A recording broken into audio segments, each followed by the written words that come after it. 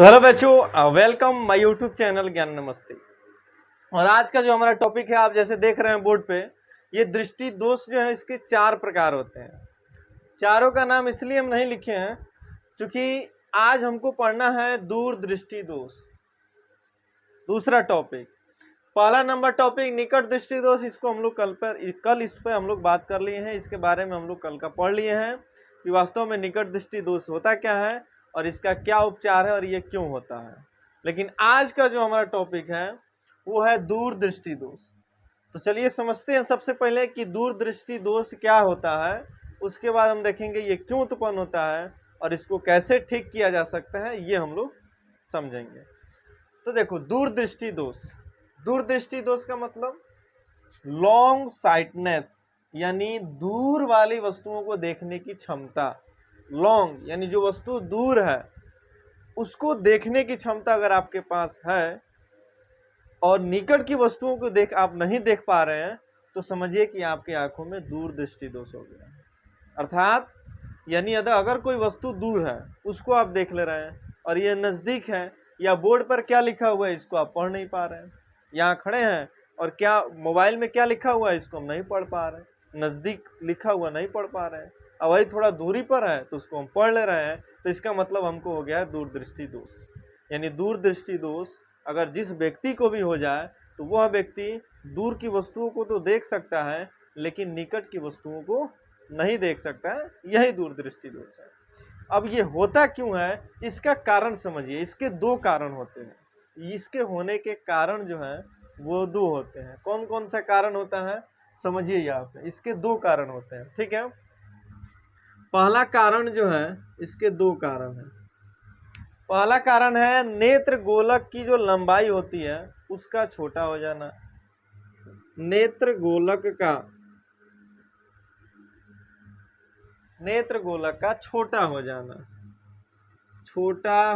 जाना, पहला कारण है नेत्र गोलक का छोटा हो जाना।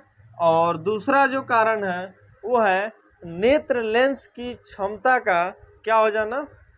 नेत्र लेंस की क्षमता जो होती है,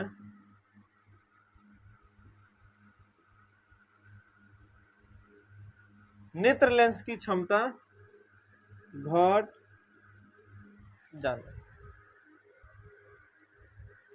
समझिए ध्यान पूर्वक। पहला कारण है नेत्र गोला का छोटा हो जाना, यानी जो हमारा नेत्र का नॉर्मल साइज है उससे वो छोटा हो जाता है नेत्र गोला, तब हमारे आंखों में दृष्टि दोष हो जाता है। जैसे अगर ये हमारा नेत्र है, ध्यान से समझिए, यहाँ पे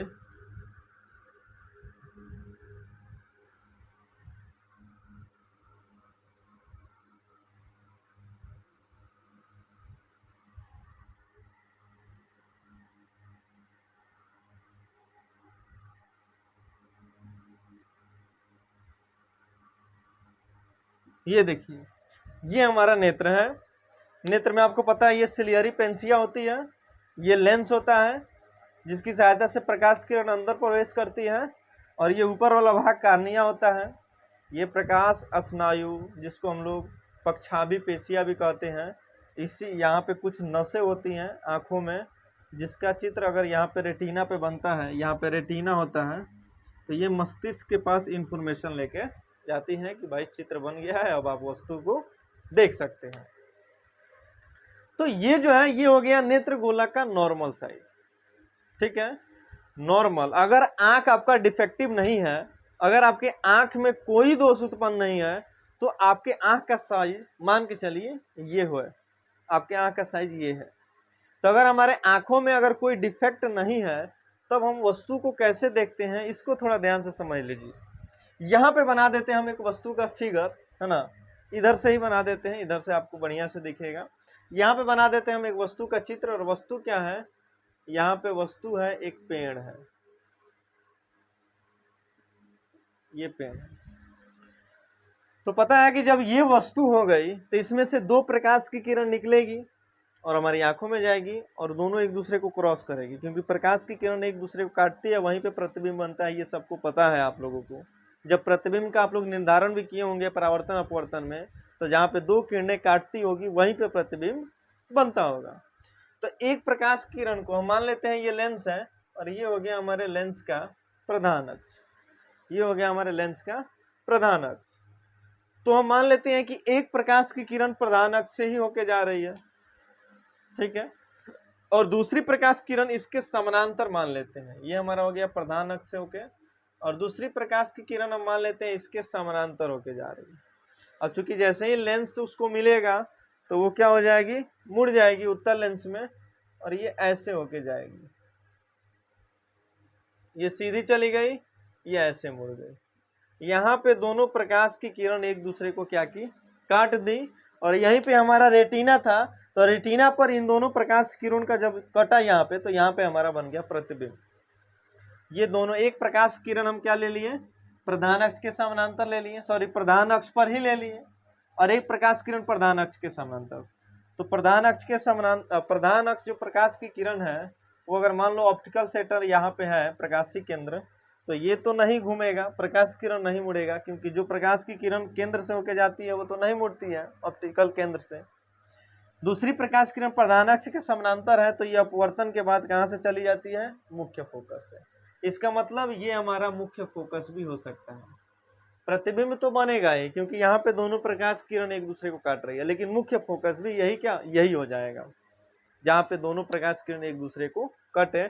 इससे नहीं तो आप लोग उत्तल लेंस में पढ़े होंगे कि उत्तल लेंस अगर ये है और ऐसे ये हमारा हो गया प्रधान अक्ष, अगर प्रकाश की किरण ऐसे दो जा रही हैं तो जिस बिंदु पे जाके ये दोनों कटती हैं वही हो रहा होता है हमारा क्या, मुख्य फोकस। ऐसे आप लोग पढ़ चुके हैं इसके पहले, दोनों प्रकाश किरण जहाँ पे कटी मुख्य फोकस। तो ये दोनों प्रकाश की किरण यहाँ पे कट रही है तो ये मुख्य फोकस होगा, और प्रतिबिंब रेटिना पर बनेगा क्योंकि रेटिना पर ये एक दूसरे को काट रही है। यहाँ तक कोई दिक्कत नहीं है। तो ये हो गया हमारे, अगर हमारा हमारे आंखों में कोई दोष ना हो, कोई डिफेक्ट ना हो, तब हमारा प्रतिबिंब ऐसे नॉर्मल बनेगा। लेकिन हम अब क्या कर रहे हैं, हमारे आंखों में दोष उत्पन्न हो गया है। कौन सा दोष, हमारा नेत्र गोलक छोटा हो गया है आंख का। यानी आंख का जो नेत्र गोलक होता है, ये हमारा है नेत्र गोलक, ये छोटा हो गया और छोटा हो गया। तो छोटा होगा तो क्या होगा, देखिए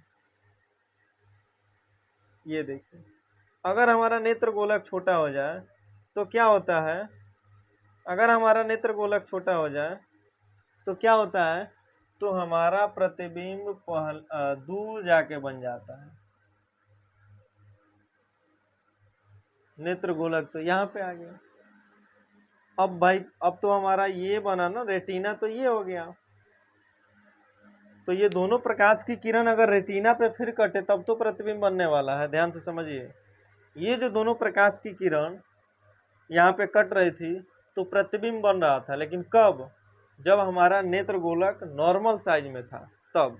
लेकिन जब हमारा नेत्र गोलक छोटा हुआ तो ये दोनों प्रकाश की किरण गोलक से बाहर कट रही है, लेकिन हमारा रेटिना यहाँ पे है, रेटिना पर तो नहीं कट रही है, क्योंकि रेटिना पे जब कटेगा तभी प्रतिबिंब बनेगा। ये दोनों प्रकाश किरण रेटिना से बाहर हो गई। जब ये दोनों प्रकाश किरण बाहर हो गई तो हमको पता चल गया क्या, कि यहाँ पे तो प्रतिबिंब बनने वाला है नहीं, क्योंकि रेटिना पे वो काट ही नहीं रही है। तो इसलिए जब नेत्र गोलक हमारा छोटा हो जाता है तो जो हमारे आँख, जो रेटिना पे प्रतिबिंब बनता है वो रेटिना पर ना बन के नेत्र गोलक के बाहर बन जाता है। और जब रेटिना के बाहर प्रतिबिंब बनेगा तो उसका जो देखने की प्रक्रिया है उसको हमारा आँख नहीं देख सकता है। तो इसलिए दूरदृष्टि दोष में यही दोष उत्पन्न हो जाता है, ठीक है ना, कि उसमें होता क्या है कि नेत्र गोलक उसका क्या हो जाता है, छोटा हो जाता है। दूर की वस्तुओं के लिए तो ठीक है, नज़दीक की वस्तुओं को वो नहीं देख पाता है, क्योंकि नेत्र गोलक हमारा क्या हो गया, छोटा हो गया। दूसरा है नेत्र लेंस की क्षमता का घट जाना।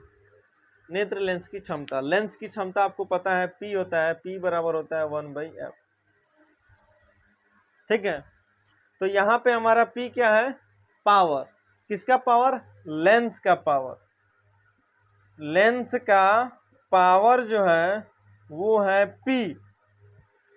तो अगर पावर बढ़ता है तो ये फोकस दूरी घटता है, और पावर अगर घटेगा तो फोकस दूरी बढ़ेगा। तो यहाँ पे क्या हो रहा है, नेत्र लेंस की क्षमता घट रही है, यानी ये P घट रहा है। तो एफ क्या होगा, बढ़ जाएगा। ध्यान से समझिए। अब दोबारा यहां पे देखिए,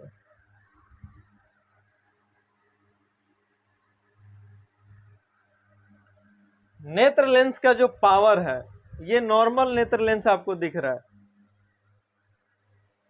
ठीक है। लेकिन अब क्या हो रहा है, अब नेत्र लेंस जो है उसकी क्षमता क्या हो रही है, कम हो जा रही है। इसका तो पहले फोकस यहां पर था, ठीक है। अब पहले एक और प्रतिबिंब हम लोग बना लेते हैं, थोड़ा ध्यान से समझिए। एक और प्रतिबिंब हम लोग बनाते हैं। यहां पे मान के चलिए कि कोई वस्तु है, यही पेड़ ही है। पहला प्रकाश किरण हमको पता है कहां से जाएगी, प्रधान अक्ष से ही भेज देंगे हम लोग, कोई दिक्कत नहीं है। पहला प्रकाश की किरण प्रधान अक्ष से चली गई, देख लीजिए, पेड़ से निकली और प्रधान अक्ष से चली गई। दूसरी प्रकाश किरण को हम प्रधान अक्ष के समानांतर भेज देते हैं और ये ऐसे जाके क्या हुआ, मुड़ गया। ये तो हमारा प्रतिबिंब बन गया, रेटिना पे यहाँ पे कटा, प्रतिबिंब बन गया। अब वस्तु जब नजदीक आ जाती है, ये पेड़ उठ के यहाँ आ गया। अब हम ये पेड़ निकट हो गया, ये दूर था, ये पेड़ कहाँ आ गया, हमारे आँख के पास आ गया। अब इस वस्तु को हम देख रहे हैं, तो जब पता है कि हमारा जो पावर है नेत्र लेंस का वो घट चुका है, क्योंकि दूसरा कारण है ये, पावर घटता है।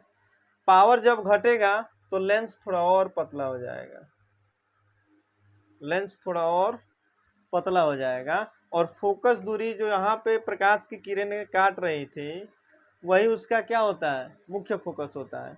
लेकिन जब लेंस का पावर कम होगा तो फोकस दूरी क्या हो जाएगा, बढ़ जाएगा। अब इसका मुख्य फोकस ये हो जाएगा।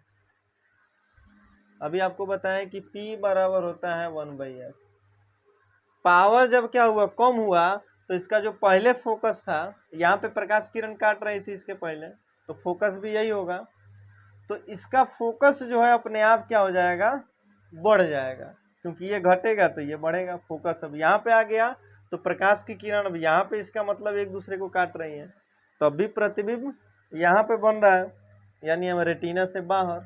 तो इस कंडीशन में भी हम वस्तु को नहीं देख सकते। यानी कहने का मतलब ये हुआ कि जब प्रकाश की किरण जो है वस्तु में से निकल के आ रही थी, है ना, तो यहाँ पे जो हमारा नेत्र लेंस की पावर है वो कम हो गई, और कम हो जाने के कारण जो हमारा प्रतिबिंब रेटिना पर बनना चाहिए वो रेटिना से बाहर चली गई, तब भी हम उस वस्तु को नहीं देख पाए। इतना आ रहा है समझ में। यानी ये दोनों कारण हमारे आँखों में कैसे होता है ये हमने समझा, कि कैसे नेत्र गोलक छोटा हो जाता है और लेंस की पावर कम हो जाती है तो वस्तु हमको नहीं दिखती है। अब इसका है उपचार, क्या उपाय है, इसका क्या उपाय हम करें कि क्या हो जाए, तो ये वस्तु का प्रतिबिंब जो बाहर बन रहा था वो क्या हो जाए, अंदर बने। यानी फोकस दूरी जो बढ़ रही थी वो कम हो जाए। अब चूंकि फोकस दूरी को हमको कम करना है, तो जाहिर सी बात है जब फोकस को कम करना है, यानी यहाँ पे लेंस जो होगा वो अधिक पावर का लगाना पड़ेगा। तो इसलिए जिस व्यक्ति को दूरदृष्टि दोष उत्पन्न हो जाता है उसके आंखों में हम लोग उत्तल लेंस के चश्मे का उपयोग करते हैं, उत्तल लेंस का।